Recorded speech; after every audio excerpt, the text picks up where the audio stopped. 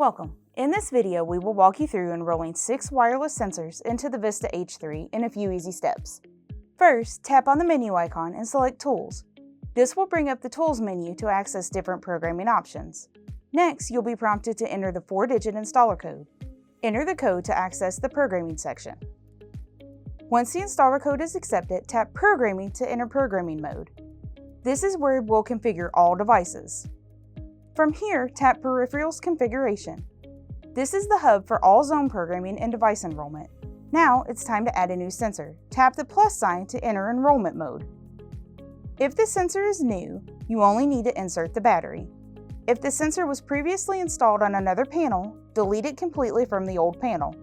The LEDs on the sensor will flash fast when it's free to learn in. Once the sensor is powered up, the keypad will automatically detect the device and load the default settings. You can customize the zone number from the screen and make any necessary changes to suit the customer's needs. Once you are done configuring the sensor, tap Save to return to the zone list. Or, if you'd like to add more sensors, select Save and add another to repeat the process. After you've enrolled all your devices, use the back arrow to exit programming mode, and that's it. You've successfully programmed your wireless sensor.